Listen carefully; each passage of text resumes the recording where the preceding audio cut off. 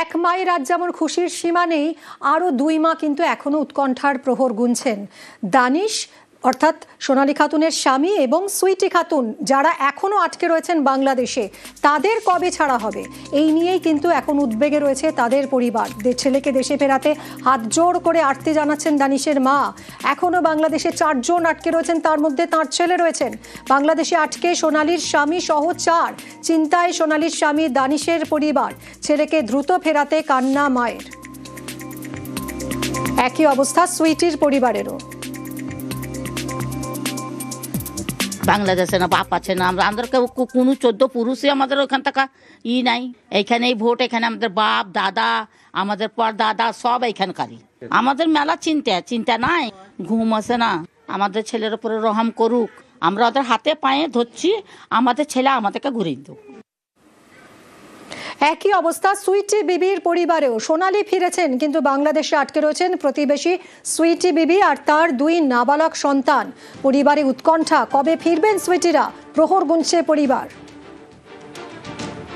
তা আমার মেয়েকে যেমন ফিরিয়ে আনে, আমার ছেলেকেও ফিরিয়ে আনে। ও যখন এলো তো আমার মেয়ে কেন আসবে না? আমার মেয়েও আসবে। আমি অনুরোধ করছি আপনাদেরকে, দেখেন আমার ছেলের লেগে, আমার ছেলেটাও কাঁদছে খুবই। একবার আধখান গেছে ছেলে আমার কেঁদে মার জন্য। এটা দায়ে গেছিলাম, দিল্লিতে থাকতাম কাবারি করে, তো থালি বালি মতো আমিও করতাম। সেদিন আমাকে ধরে আসছিল না, তা আমি সব আইডি পুরুষ যত যা সব আমি দেখাইলাম। এবার আমার ছেলের ধরেন আধার কার্ড ছিল, ওইখানকার ভোটার কার্ডটা পুড়ে গেছিল, আমরা দিল্লিতে বানাচ্ছিলাম। এবার আমার ছেলের আধার কার্ডটাকে ফেলে ওদেরকে বাংলাদেশ সাজাই দিয়েছে।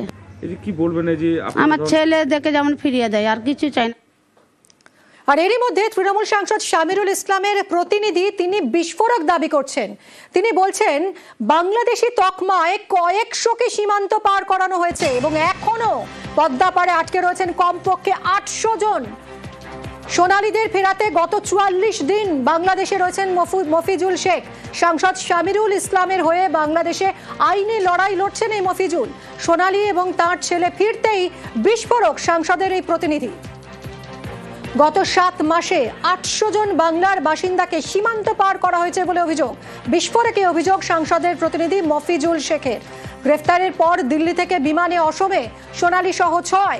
রাতে বাংলাদেশের কুড়িগ্রাম সীমান্ত দিয়ে ওপারে সোনালীরা। বাংলাদেশে অনুপ্রবেশকারী হিসেবে সোনালীদের গ্রেফতার করা হয় এবং এখনো কয়েকশো বাংলার বাসিন্দা বাংলাদেশে আটকে থাকার দাবি, বিস্ফোরক দাবি তৃণমূল সাংসদ শামিরুল ইসলামের প্রতিনিধির। এই লড়াইটা কঠিন লড়াই। যে বাংলা কথা বলার অপরাধে দিল্লি পুলিশ বাংলাদেশের সন্দেহে ধরে নিয়েছে বাংলাদেশে কুড়িগ্রাম সীমান্ত দিয়ে রাতের অন্ধকারে পুষব্যাক করে। আমি গত 44 দিন কাটিয়েছি বাংলাদেশে, 101 দিন পরে তাদের জামিন করেছি। অসহায় গরিব মানুষ এরা কাজ করে কোন রকম খায়। কতজন আছে বাংলাদেশে? অনেক প্রায় 800। 7 মাস পিছনে যান তাহলে 7 মাস থেকে এখন পর্যন্ত। বিজেপি ভুলে যাচ্ছে কি এটা এই ভারতবর্ষের মধ্যে একজন বাংলা একটা রাজ্য আছে, সেটা হচ্ছে ভারতবর্ষের একটা অঙ্গরাজ্য।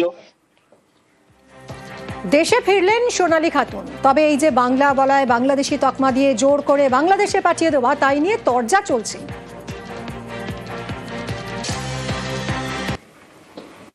সোনালী বাঙালি, এটাই ছিল সোনালীর অপরাধ। এই বীরভূমের মেয়ে সোনালী খাতুন, বিয়ের পরে সোনালী বিবি।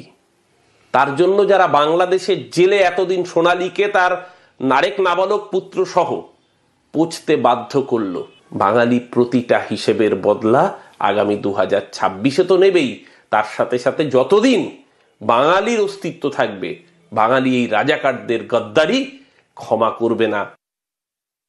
হাজার হাজার সোনালী খাতুন চলে যান গুড়গাঁওয়ে, চলে যান নয়ডায়, রিনামিনা ডিগা, সোনামনারা সব হাবিস, কেউ নেই। শুধু এসআইআর ওখানে চলছে, ওরা এখান থেকে চলে যাচ্ছে কেন? একটা সোনালী খাতুনকে সামনে রেখে লক্ষ লক্ষ সোনালী খাতুনকে পশ্চিমবঙ্গে ঢুকিয়ে রাখা হয়েছে, ভোটার লিস্টে তাদের নাম তুলে দেওয়া হয়েছে, সারা ভারতবর্ষে তাদের ছড়িয়ে দেওয়ার ব্যবস্থা হয়েছে। কিন্তু ভারতবর্ষের মানুষ তার দেশের আভ্যন্তরীণ নিরাপত্তাকে সুনিশ্চিত করবার জন্য আজকে সংঘবদ্ধ হচ্ছে।